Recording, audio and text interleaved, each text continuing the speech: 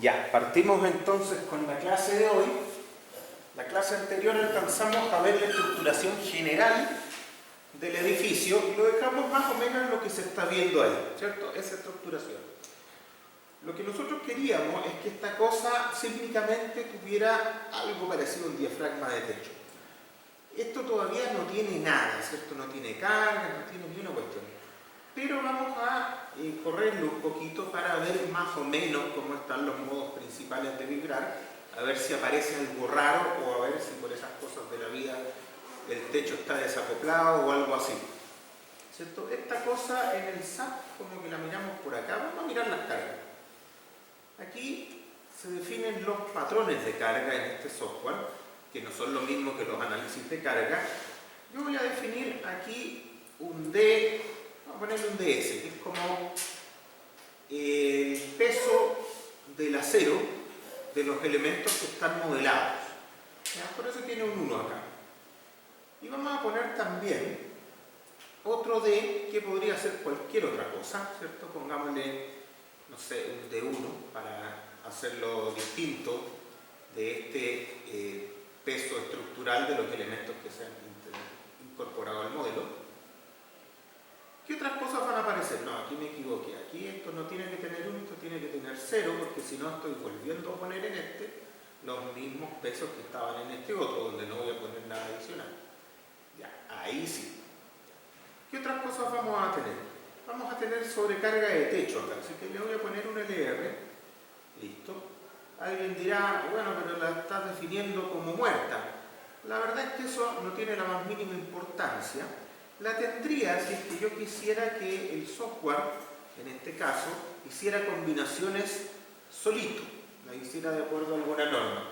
Pero eso no lo voy a hacer porque en realidad es muy mala idea. Siempre lo correcto es que uno defina las combinaciones que le interesan y las use según su propia conveniencia, ¿ya? Entonces da exactamente lo mismo como las defina. Yo prefiero aquí definirlas todas como muertas y listo. ¿Qué otras cargas voy a usar? Bueno, en este caso el edificio tiene que ser verificado para viento, pero como lo que me importa acá es meterme más con el sismo, no voy a ponerle viento por esta vez a este edificio. ¿Ya? Solamente me voy a preocupar del sismo en esta clase. Bien, parece que no necesito más estados de carga. Ok, entonces ahora vamos a ver los análisis, que son un poco distintos, ¿cierto? En principio, los análisis de carga de este software son exactamente lo mismo que los patrones de carga, pero cuando avancemos nos vamos a dar cuenta que no es exactamente lo mismo. Aquí yo podría, por ejemplo, este patrón de carga multiplicarlo por algún factor, ¿ya? Entonces, cuidado con eso, no es exactamente lo mismo. Vamos a definir, ¿cierto?, aquí las masas para hacer un análisis modal espectral después. ¿Ya? Entonces, ¿dónde están las masas en esta cosa? Aquí están las masas. ¿Ya? Hay una sola masa que se llama así, veamos qué tiene. Ya, dice que tiene la masa de los elementos que se han puesto en el modelo y masas adicionales. Como no hemos puesto masas adicionales, solamente tiene la de los elementos que están modelados. Cosa que tiene todo el sentido del mundo. Pero no es suficiente, ¿cierto? Entonces lo que vamos a hacer es también aprovechar algún estado de carga para sacar masa de ahí. Entonces, vamos a usar, ¿cierto?, el estado de carga S, que en este momento no tiene nada, pero cuando tenga, esas son cargas muertas, son cargas verticales, ¿cierto?, son cargas hacia abajo, y eso lo vamos a considerar para que tome la masa de ahí, ¿ya? Evidentemente la carga de techo no me da masa, porque no la voy a considerar para la masa en el análisis modal espectral y análisis sísmico, por lo tanto no tiene para qué aparecer aquí. Ojo con duplicar las cosas, ¿ya? Aquí yo ya estoy poniendo la masa de los elementos que están en el modelo. Si yo no quisiera hacer eso y trajera todas las cosas desde los patrones de carga, ¿cierto?, a lo mejor yo podría poner aquí el DS también con 1. Eso es equivalente. Lo que no es equivalente es ponerlo como carga y además ponerlo como masa. Eso no. ¿Ya?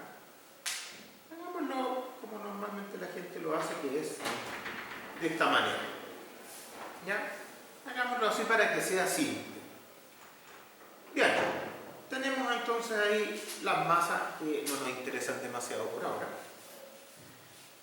Y entonces definamos acá algunas cosas que nos pueden interesar. Primero, vamos a definir el análisis modal. No tenemos ningún espectro todavía, así que vamos a definir el análisis modal. Solo para probar si esta cosa se mueve bien o no. Ese análisis modal por defecto trae 12 modos, no creo que necesite tanto, pongámosle 10 nomás. ¿Ya? Y dice que lo va a hacer con valores propios.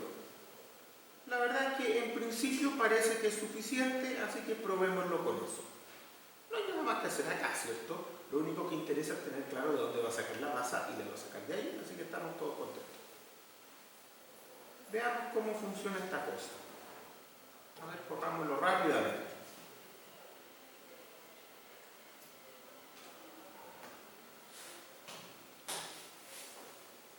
Parece que ya está más o menos listo. Ya, corrió. Entonces, ¿qué me interesa a mí? Me interesa primero ver cómo andan estos modos. Entonces, miremos cómo andan estos modos, ¿cierto? Me interesa ver, a mí me interesan en realidad las masas modales, como lo que más me interesa. Entonces, voy a pedir acá, solo para eso, a ver cómo anda el análisis modal. Vean, ahí está el análisis modal. Ya tiene periodo 0.29, 0.25, ok, un periodo relativamente flexible, pero lo que más me interesa es si sumó toda la masa que necesita sumar. Veamos, la dirección X no la sumó, en la dirección Y tampoco. O sea, aquí hay cosas raras.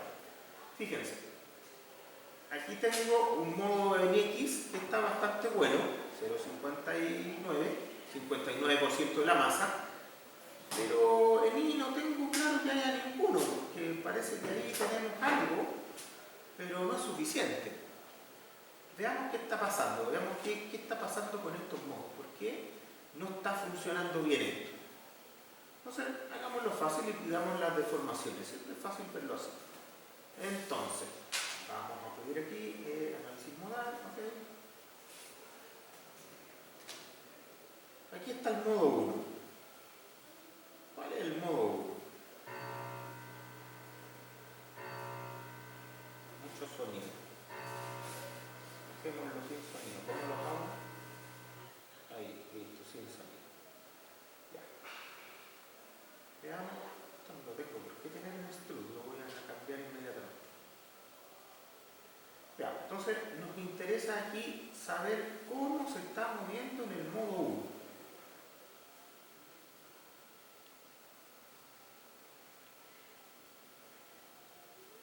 No sé qué dice, pero lo voy a decir que bueno. Ya, aquí nos damos cuenta que esta cosa se está portando mal porque lo hice mal. ¿Cierto? Me faltan los arrastramientos de planos verticales de este eje. ¿Se fijan? Que está, al otro lado están los arrastramientos planos verticales, pero en este lado no lo hice. O sea, yo la embarré. Está malo este modelo, ya. Está malo. Menos mal que lo verificamos. Entonces le sacamos el candadito a esta cuestión porque está muy, muy mal. Bien, entonces vamos a ir a los arrastramientos. Entonces, estos arrastramientos tienen que estar en el otro lado, ¿cierto? Están allá, ¿cierto? Y tienen el eje, ya, el eje Y está para allá, tienen que estar 20 metros más acá. Y esos no los tengo en el módulo. Entonces, los vamos a copiar en Y menos 20 metros. Listo. Y no. Ahora sí. Y ahora tiene pinta que esta cosa podría funcionar un poquito mejor, ¿cierto? Veamos entonces, pues vamos a correrlo y seguramente estos modos van a tener un mejor comportamiento. Veamos. Ahora sí el edificio como que tiene una buena pinta. Ahí me sacó el modo 1.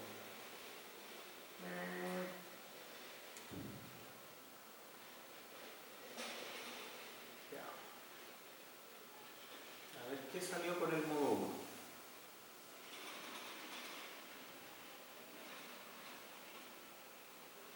Está medio lento mi computador. Bueno, no importa. Eso me gusta. ¿Sí? Como la inclinación es pequeña, era menor y no se puede considerar como el techo plano al momento de modelarlo. ¿Por qué diga eso? Porque lo estamos considerando que era, por lo que sea, una inclinación como lineal, por así decirlo. O sea, como... No. La norma de viento le permitía considerar factores de viento como si el techo fuera plano, pero el techo no es plano. ¿Ya? Así que sería un error considerarlo de esa forma. Ya, aquí me está dando el modo 1 de esta forma. Está medio fuerte. Entonces, ¿cuál es el problema aquí con el modo 1? Que están vibrando las diagonales de techo. Entonces, en realidad, esta cuestión no es lo que ando buscando. No es eso. Yo lo que ando buscando son modos globales. Y al parecer, como las diagonales que puse son tan livianitas, están generando modos locales. Sigamos mirando los modos. Y después vamos a ver cómo resolvemos eso. Ya. Entonces, claro, aquí no es que haya un error en la modelación. Efectivamente, el modo 1, porque el software en general los ordena desde el más flexible hacia el más rígido, ¿cierto? Los primeros modos están siendo las diagonales cruces vibrando fuera de su plano, cosa que no es algo que a mí me interese para el análisis sísmico. El modo 2 lo mismo, modo 3 lo mismo. ¿Te fijas? Entonces, aquí hay varias formas de resolver este problema.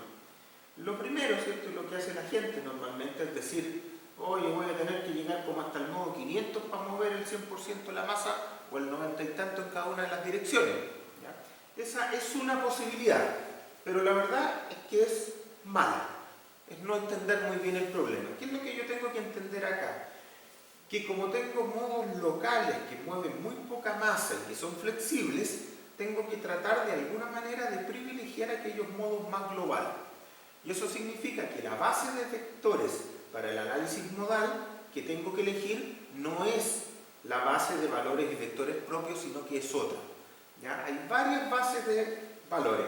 Recuerden que lo único que hace el análisis modal es desacoplar la matriz de rigidez y nada más. Y yo la puedo desacoplar con distintas bases que sean ortogonales entre ellas mientras diagonalicen la matriz de rigidez. Eso es lo único que me importa. Entonces, ¿qué vamos a hacer? En este caso, ¿cierto? Este software en particular me ofrece otra base de vectores. ¿Ya? Vamos a probar esa otra base de vectores. ¿Dónde está esta cosa? Aquí, vamos al modal. Me ofrece otra base de vectores que son los vectores de Ritz. ¿Ya? Básicamente se trata de utilizar una base nueva, los vectores de Ritz. En realidad yo puedo definirle direcciones principales en las que yo quiero que trabaje. Por ejemplo, aquí yo acostumbro a hacerlo de esta forma. Voy a utilizar direcciones de aceleración. Voy a utilizar la dirección X y voy a utilizar la dirección Y. La dirección Y no la X dos veces, la dirección Y. ¿Qué le estoy diciendo al software con eso? Le estoy diciendo, mire, yo lo que necesito, básicamente, esto a nivel matemático es distinto, pero hay que entenderlo como que necesito privilegiar los desplazamientos en la dirección X y la dirección Y, no en Z como se me estaban moviendo las diagonales. Entonces esto, a partir de un vector de aceleraciones horizontales unitario, va a empezar la ortogonalización y va a generar esta base de vectores. Veamos qué pasa. Veamos qué pasa si yo uso esto. ¿Ya? Entonces ahora lo cambié. Igual le puse 10 vectores nada más. Le voy a poner 20 mejor para no tener que hacerlo dos veces.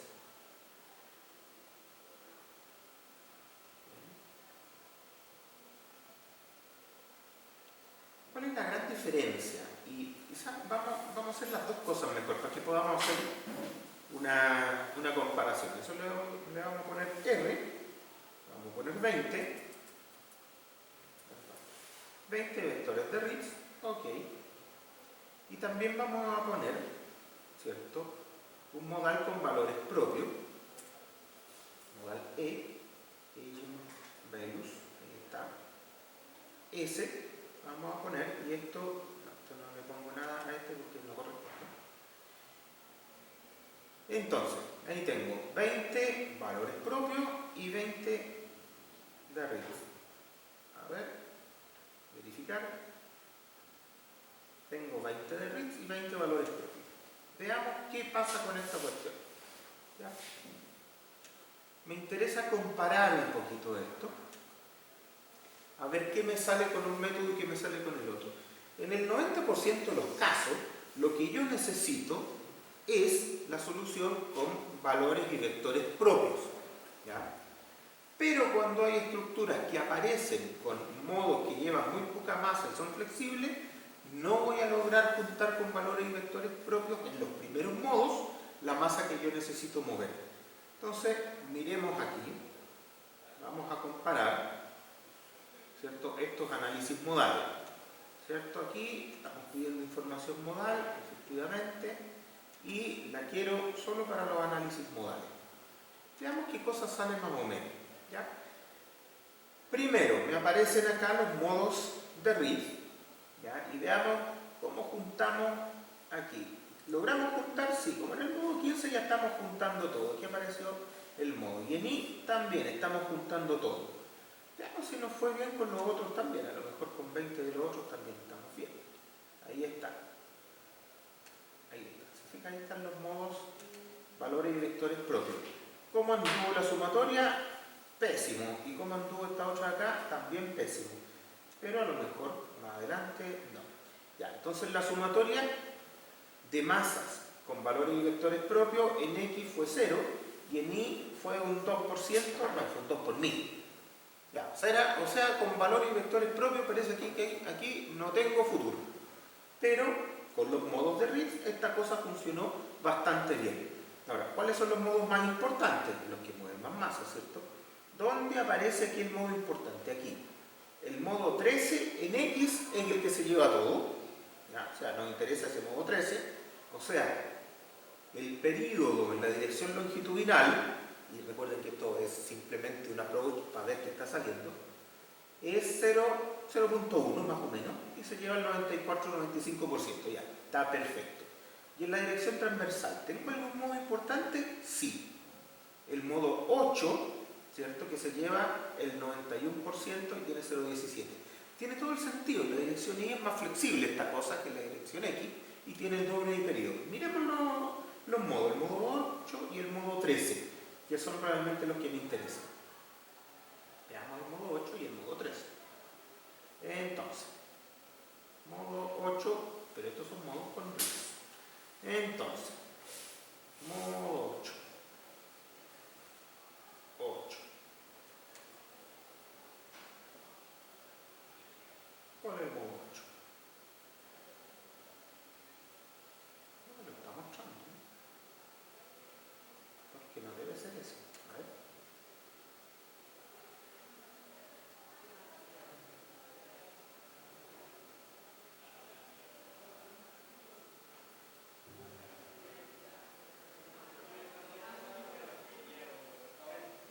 Ah, sí, era ese, el transversal. Tengo ahí entonces el modo 8 que es flexible en la dirección transversal. Perfecto, es más o menos lo que esperaba. Esta cosa debería funcionar relativamente de esa forma en su dirección transversal, por lo tanto, nada extraño. Veamos el modo 13, solo para confirmar que esta cosa anda bien. El modo 13.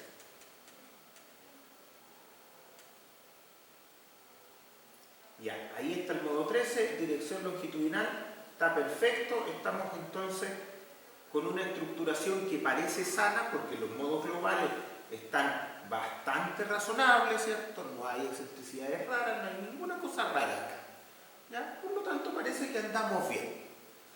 Ya, entonces ya tenemos una estructuración que tiene pinta de que va a funcionar. Entonces, propongo para este edificio, ¿cierto? Primero, y siempre a mí me gustan estas cosas hacerlas pensadas, primero, como es un edificio liviano, a mí me gustaría diseñar para las cargas operacionales comunes, o sea, la carga de techo, básicamente, y luego verificar para el caso sísmico. ¿Ya? Abordémoslo desde ese punto de vista y a ver cómo funciona. El viento, insisto, el viento lo vamos a dejar por ahora afuera. Ya, eso ustedes después lo tienen que incorporar en sus tareas, pero aquí ya no me interesa eso, me voy a meter en la parte sísmica. Entonces veamos un poco, acordémonos de qué es lo que teníamos en este edificio. Ya, aquí teníamos los datos, cosas generales, volvamos un poco a esto. Ya, aquí hay que corregir algunas cosas, de hecho. Ya, entonces teníamos los pesos propios, bueno, los pesos propios de los elementos que están modelados, los incorpora el software, no me preocupo. Pero hay otros pesos propios, fíjense, tenemos el revestimiento, costanera e instalaciones varias, que son 21 kilos por metro cuadrado, aplicado sobre la superficie real de revestimiento. Entonces, esta carga, que es carga muerta, yo la tengo que incorporar al modelo porque no está. Entonces, vamos al modelo. ¿Cierto? ¿Dónde vamos a poner eso? Ya, básicamente vamos a considerar que toda esta carga, ¿cierto?, de costanera, de paneles, todas esas cosas, va a tributar sobre los marcos principales directamente, o sea, sobre la viga de marco y la columna de marco. Entonces, ahí voy a poner este peso. ¿Ya? ¿Cómo lo vamos a hacer? De una manera súper simple, ¿cierto? Voy a mirar acá, a ver. Voy a mirar solo los elementos de marco, ¿cierto? Para que sea más fácil. Y los elementos de marco, ¿qué eran estos? El perfil grande. Ya. Eso. Entonces voy a mirar solo eso porque eso voy a cargar. Entonces tengo esos elementos. Bien, estos elementos le tengo que poner carga. Entonces, voy a considerar que la carga en esto, para que sea relativamente fácil esta cosa, voy a cambiar aquí a kilos por metro porque siempre es más fácil. Kilos por metro. Acá, kilos por metro. Ya. Entonces le voy a poner una carga distribuida a estos elementos. Ya. ¿Dónde se ponen las cargas distribuidas? Aquí. Asignar carga distribuida. Listo. Esto va a ser el estado de carga de 1. Lo voy a poner ahí, donde son las cargas muertas adicionales que yo definí que iba a poner. Y esta cosa va a ir en el eje global, ¿sí?, en la dirección de la gravedad. Acuérdense que aquí la gravedad va para abajo, así que estamos todos bien. Cosa importante, los software tienen a veces cosas raras. Aquí yo tengo gravedad y gravedad proyectada. La diferencia entre eso es porque hay ciertas cargas que yo las tengo que definir en la proyección horizontal del elemento. Por ejemplo, aquí las vigas de techo que están inclinadas, hay cargas que yo las debo definir en la proyección horizontal de esos elementos. Las cargas de techo típicamente requieren eso, las cargas de nieve también requieren eso. Ahora, en este caso, la verdad es que la inclinación es tan baja que no nos puede importar menos, ¿ya? Pero cuando las inclinaciones son grandes hay que tener esos cuidados. Bien, gravedad. Eso quiere decir que por cada metro lineal inclinado, en este caso, va a poner la carga que yo le indico. ¿Cuál es la carga que yo le indico? Bueno, son los 21 kilos por metro cuadrado, pero estas cosas están separadas a 5 metros. Por lo tanto, esa cuestión yo la debiera multiplicar por 5 y se transforma en 105. O sea, yo tengo 105 kilos por metro lineal en estos marcos. Entonces, eso debería asignarlo sin ningún problema, ¿cierto? Va a ir para abajo en todas estas condiciones, en todos estos elementos, porque lo marqué como gravedad. Veamos cómo va. Efectivamente, va hacia abajo, como una carga transversal al eje, o casi transversal al eje en la viga, y una carga que va en la dirección axial en las columnas. Por lo tanto, es más o menos lo que yo quiero. ¿Ya? En estos frontones, ¿cierto?, como tienen la mitad, ¿cierto?, de carga tributaria o de ancho tributario, bueno, ya no voy a necesitar los 105, sino que voy a necesitar la mitad de esta cuestión nomás. Aquí es discutible, hay gente que le pone igual los 105, no hace demasiada diferencia, la verdad, tampoco es que nos vaya a importar demasiado, ¿ya? Pero solo por ser medianamente rigurosos vamos a poner esto. ¿Ya? Entonces, le ponemos aquí esa carga muerta.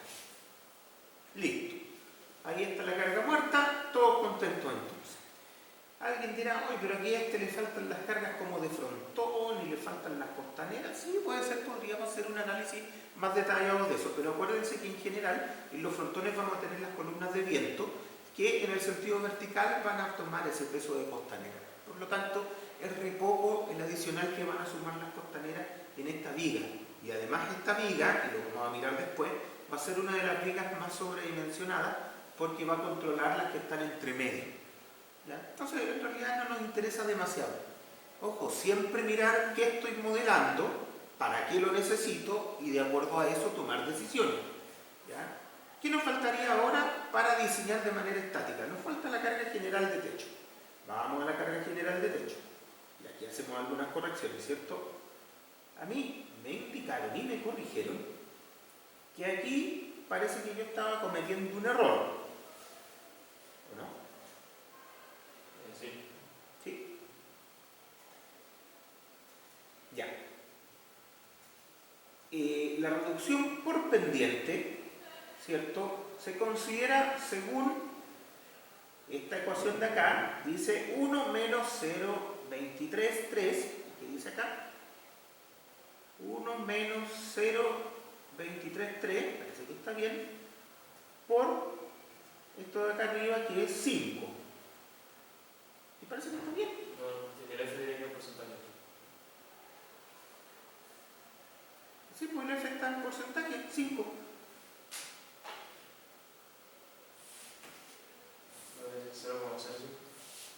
No, porque al eje, yo el F lo tengo que poner acá en unidades de porcentaje, de inclinación de porcentaje. Claro, no tendría que poner 0,005, no. Tengo que poner solo esto, 5%. ¿Ya? Si no, nunca se nos reduce eso. Ya, entonces tenemos aquí, bajamos a 88. Después, ¿cuánto es lo que tributa sobre cada marco? Vamos a considerar que el marco es la unidad que nosotros vamos a diseñar, la unidad grande en este elemento, en este modelo. Recuerden que aquí nosotros estamos considerando, bueno, no nosotros, la norma considera la reducción por área para cada elemento. ¿Ya? Aquí, claro, no tengo que hacer reducción por área para otras cosas porque la carga de techo únicamente llega a los marcos. Entonces voy a tomar el marco, o la viga de marco, como ustedes quieran. La viga de marco tiene una carga tributaria de más o menos 100 metros cuadrados. Con eso, ¿cierto? Nosotros hacemos aquí la reducción y llegamos al 60%. Cuando hacemos la reducción total de la carga, que está acá, quedamos entonces que este techo tiene una carga general de 53 kilos por metro cuadrado. Ojo que en el caso del marco primero y marco último, la carga tributaria es menor, por lo tanto podría ser menor la reducción.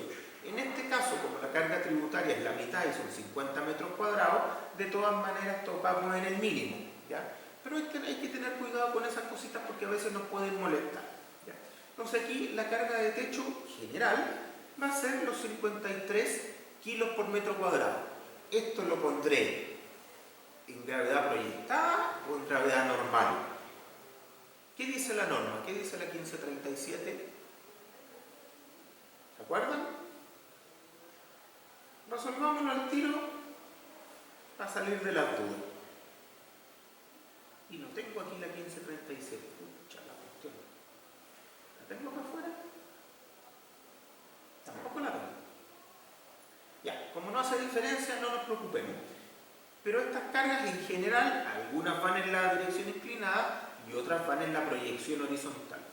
¿Ya? Solamente para que ustedes sepan cómo hacerlo, la voy a poner en la dirección proyectada, que vean la pequeña diferencia. Voy a tomar todos estos, no, pues ahora no tengo que tomar los marcos porque esta carga va en el techo nomás. Tengo que tomar las puras vigas, entonces estoy mal. Ya, entonces voy a tomar estas vigas. Ahí tomé las vigas de techo. Y a estas vigas, ¿cierto? Le voy a poner esta carga. Fíjense, la voy a poner en el estado de carga de techo, porque es carga de techo, ¿cierto? Pero voy a poner acá, ¿cierto? Son 53 por 5, 53 3 por 5 metros, ¿ya? Pero lo voy a poner en gravedad proyectada. Como el... Perdón, me equivoqué. Ahí. Como hay una pequeña inclinación, cuando yo mire las cargas y las mire hacia abajo, como va a estar actuando, la que el software ponga va a estar actuando en la longitud real, va a ser un poco distinta esta carga, va a ser un pelito más chica. ¿Ya? Entonces asignémosla y veamos qué pasa. ¿Se fijan? 264,67. Claro, porque la deyección inclinada es más larga, por lo tanto la carga por metro lineal es un poquito más chica. Ahí se nota la diferencia. ¿Ya? Y ahora pongámosla acá también. Pongámosla ahí. Y es la misma cuestión, simplemente que ahí está la mitad del área tributaria, por lo tanto no me complico con ni una cuestión. Bien, tenemos ahí entonces más cargas que poner, nada. Tenemos la carga estática, tenemos la carga de techo y para condiciones de operación normal, que es la primera que vamos a mirar, no hay nada más. Entonces, vamos primero a hacer nosotros acá nuestras combinaciones de carga. Vamos a poner la primera combinación. La primera combinación se va a llamar A1, que en mi nomenclatura el A significa que son combinaciones de trabajo de nivel ASD y el 1 significa condiciones estáticas. La A significa que es la primera. No tenemos más, pero bueno, dejémoslo así. Entonces, ¿qué vamos a combinar aquí? Evidentemente el peso propio, ¿cierto? Evidentemente las otras cargas muertas porque aparecen siempre, y aquí nos interesa la carga de techo. Entonces pongamos la carga de techo. Por lo tanto, mi primera combinación simplista es esta. Entonces, juguemos con esa. Vamos a ocupar aquí algunas ventajas del software. Corrámoslo primero. No, primero no lo corramos. Vamos a preguntarle a este software solo para tener una buena idea, aunque esto no está permitido en su tarea, pero vamos a usar el módulo de diseño de este software y a ver qué nos dice. ¿Cómo queremos revisar el diseño? Yo aquí quiero usar AISC 360 del 2010. Sí, lo quiero usar. ¿Lo quiero usar con envolvente? Sí, en general sí. ¿Qué tipo es esto? ¿Marco especial? Nunca es marco especial. Nosotros siempre nos vamos a cosas ordinarias, ¿cierto?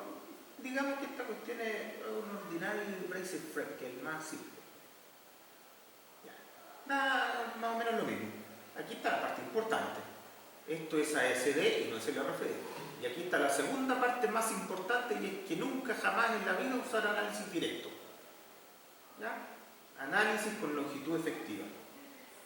¿Le vamos a poner cosas sísmicas? No, porque nosotros no vamos a usar el código sísmico AISC 341, que es el que se está refiriendo a esto, sino que usaríamos en todo caso nuestra normativa, por lo tanto eso siempre va con un no.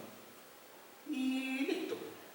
Parece que con eso estamos más o menos en lo que necesitamos.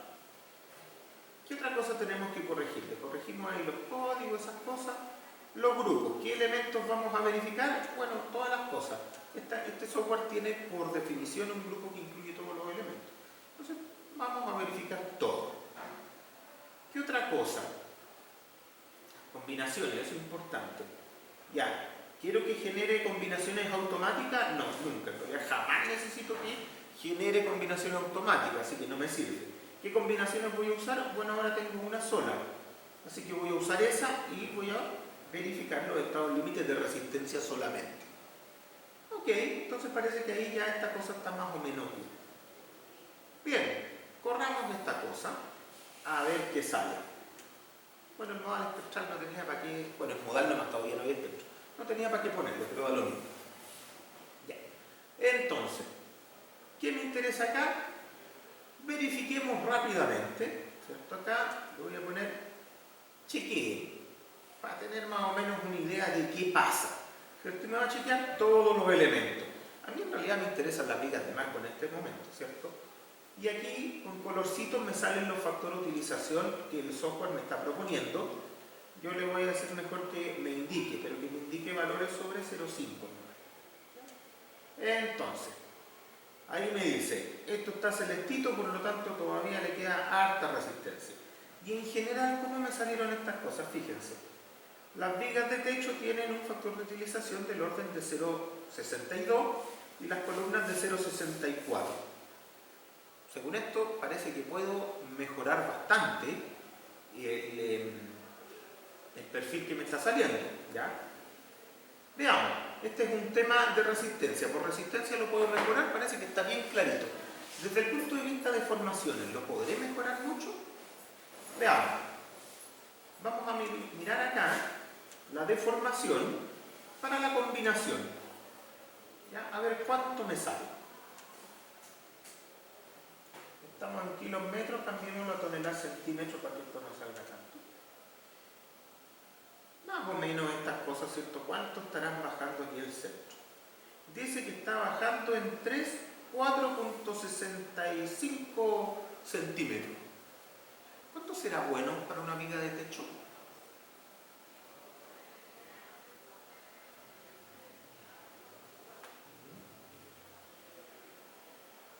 Hay que revisar, ¿cierto? Aquí es de la ISC. En general, al techo uno no le pide demasiado. Pero para que se hagan una idea, ¿ya? Una viga común de piso se le acepta más o menos un L partido en 300 y un L partido en 360 solo para las cargas de uso. Entonces aquí tendríamos dos cosas. Pero sabemos que para las cargas totales el L partido en 300 puede ser más exigente que el 360 solo para las de uso, porque tenemos harta carga muerta. A pesar de que es liviano, las cargas de techo son tan bajas que las cargas muertas empiezan a ser comparables. Entonces, seamos bien brutos. Aquí esto es discutible, pero digamos, si esta cosa tiene 20 metros, 20, y lo dividimos en 300, ¿cuánto sería más o menos lo que podríamos aceptar de una buena forma? Dice, podríamos aceptar 6,67. Ya, y aquí es donde hay que pensar también, porque, como dice, ok, la receta general me dice que yo puedo llegar hasta 6,67, perfecto. Pero si yo acepto un descenso de 6,67 en esa viga, tengo que darme cuenta que las columnas de viento, si yo las tengo con unión rotulada arriba, con unión deslizante axial arriba, esa unión deslizante va a tener que aceptar un descenso de como 7 centímetros por lo menos, y si no, no va a ser unión deslizante.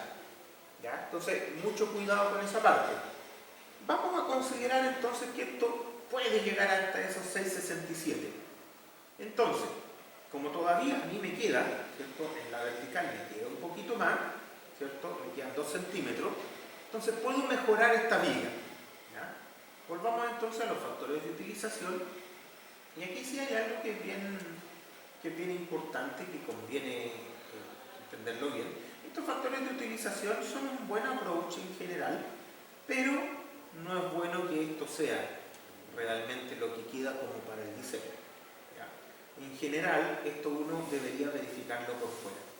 ¿Qué es lo que el software siempre va a tener razón? Siempre va a tener razón en decirme que estas solicitaciones coincidentes y en el punto en que coinciden están controlando el diseño.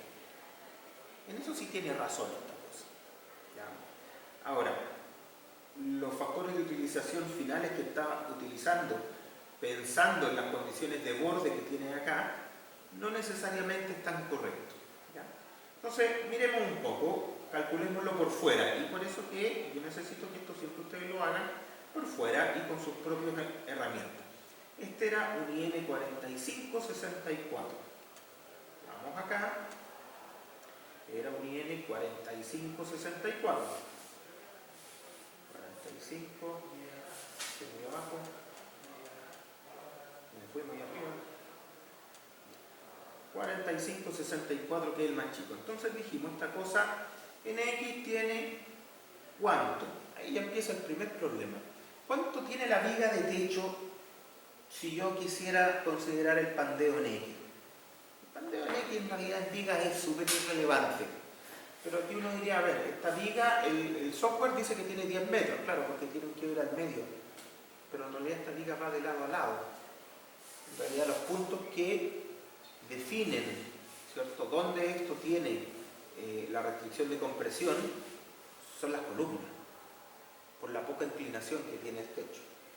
A lo mejor si tuviera más inclinación yo podría decir, ah, mira, la segunda viga sí restringe a la primera, pero aquí es súper discutible. ¿Ya? Bueno, no me interesa demasiado, así que le podemos hacer un poco caso al software en este momento y dejarlo en 10. Total, no van a aparecer cargas axiales. El LI, que en este caso para esta planilla es igual al LB, es el que tengo que tener cuidado. Nosotros dijimos que tenemos en la cumbrera y en el hombro elementos que restringen el volcamiento, pero el que está a la mitad no restringe el volcamiento porque es un XL. Entonces aquí es donde yo voy a pagar eso. Estos son 10 metros. ¿Ya? Listo. Vamos a ver cuáles son los esfuerzos que me dijo que tiene el software. Me dice que tiene una compresión de 3 toneladas, no me interesa mucho. Y aquí tiene como 1300. Yo siempre aproximo estas cosas. Como 1300. Corte no nos va a interesar demasiado, pero son 4. Ya, entonces son 3, 1300 y 4. Vamos para acá. Son menos 3. Perdón, menos 3. 1300. Ese no. Y 4. Listo. Veamos más o menos cómo sale esto en la primera pasada. ¿Cierto? Aquí tenemos el corte, está al 12%, por lo tanto nunca me interesa el corte. Se acabó el problema. Me dice, no, ese me lo puse yo, ¿cierto? Me dice que la compresión igual algo molesta, pero es porque aquí me equivoqué en algo, ¿cierto? Porque claro, el LB es 10, eso está bien, pero el KLI no es 10, es 5 metros. El KLI es 5 metros. Entonces, si yo modelé el LI igual al LB como 10 metros, esto debiera ser 0,5. ¿Cierto? ¿Cómo cambia la cosa? Me bajó al 5% ya. O sea, esta cuestión axialmente no le importa a nadie. Veamos desde el punto de vista flexural. Chuata, me sale 1,95 cuando al software le está saliendo 0,6. ¿Estará mal mi planilla? Vamos a ver. Vamos a ver acá. ¿Cuál es el problema con esto? Veamos, tenemos que ver los parámetros, ¿cierto? Y saber más o menos lo que significa. Dice bending, factor axial force y axial moment. A ver qué sale. Ya, le está saliendo rebojo le está saliendo el 0,6 en la flexión. Chuta, estamos complejos. ¿Cómo anda el C sub B? Tiene el C sub B de 1,7. Ya, pero no tengo claro que el C sub B sea 1,7 en este caso. No puede ser más de 1,7. Ya, pero saquémosle provecho a eso. 1,7, a lo mejor con eso ya estamos al otro lado. 1,7. No, igual se me pasa. Igual sigue estando el doble de lo que me dice el software. ¿Qué es lo que pasa? ¿Está malo el software o está mala mi planilla? ¿Quién está mal? Esto es importante porque por esto se muere la gente. ¿Quién está mal? Bueno, nunca va a estar mal el software, lo que puede estar malo es el ingeniero que hizo el modelo. ¿Ya? Y aquí es donde tenemos problemas. Este software lo que está haciendo es considerar, si se fijan aquí, LBT, porque tiene largo de 10 metros este elemento, lo está considerando en 0,5. Este software está considerando que el elemento que yo puse en medio, el XL, efectivamente restringe el volcamiento de la viga de techo. Eso está considerando. Si nosotros vamos acá, nuevamente, y hacemos lo mismo que hizo el software, porque el software dijo, mira, el LB no es 10 metros, es 500 nomás. Si nosotros hacemos eso, claro que llegamos a lo mismo que le da el software, exactamente a lo mismo, 0,62. El punto es que eso está malo, porque el elemento que está al medio no restringe el volcamiento por mucho que el software lo piense. ¿Se entiende? Esto es importante porque esto genera bastantes errores. ¿Ya? Entonces aquí nosotros podemos generar una discusión, decir, mira, ya, pero entonces a lo mejor lo que conviene es hacer que ese elemento restrinja el volcamiento y entonces yo poder usar una viga más chica. Puede ser, podría ser. Si yo pongo, por ejemplo, el mismo puntal que puse en la cumbrera y que puse en el hombro, probablemente esta cosa va a andar tremendamente bien. Y voy a restringir el volcamiento ahí, pero tengo que poner un elemento que sea capaz de restringirlo. Ese es el asunto.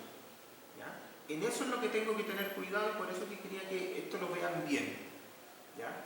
No es que el software esté mal, significa simplemente que aquí yo como ingeniero cometí un error en no revisar aquí los factores que el software me está proponiendo.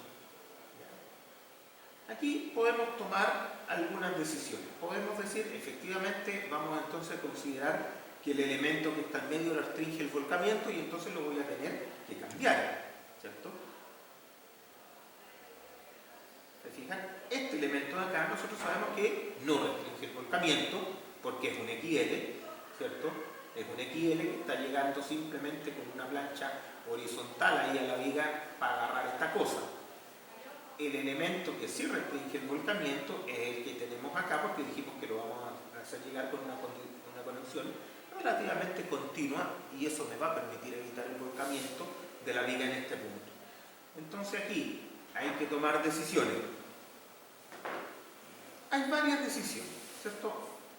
Parece que aquí podría ser buena idea, ya que me queda deformación, ¿cierto? Ya que me queda deformación, si yo considero que estos elementos restringen volcamiento, puedo achicar un poquito la viga. Ahora, miremos acá. Esta cosa tampoco es tan simplista. ¿Qué elemento podría usar yo? Este pesa 64. Vamos a restringir el volcamiento y entonces le ponemos 500 acá. ¿Cuál elemento podría usar entonces? ¿Cierto? Aprovechemos la ventaja de esta cuestión. Y la viga de 64 me cambia a ¿cuánto? Me cambia una viga como de 50 kilos por metro. Ya, a lo mejor conviene, ¿cierto? Bajó 14 kilos por metro y a lo mejor esos 14 kilos por metro compensan que el elemento para evitar volcamiento que voy a poner es más grande. Yo creo que aquí no hay mucha compensación. Yo creo que esta cosa como que da más o menos lo mismo. Hay que tener cuidado con eso. Yo voy a poner un elemento para restringir el volcamiento que es más grande. Y eso me va a permitir achicar la viga. Pero le sumo peso por un lado y le quito por el otro. Entonces ahí hay que tener harto cuidado. ¿Qué me conviene? En este caso vamos a poner el elemento que restrinja volcamiento para que esta cosa quede más estable y vamos a probar esta viga entonces a ver si nos sirve, ¿ya? A ver si nos funciona. Bien, vamos a parar 10 minutos y continuamos con esto.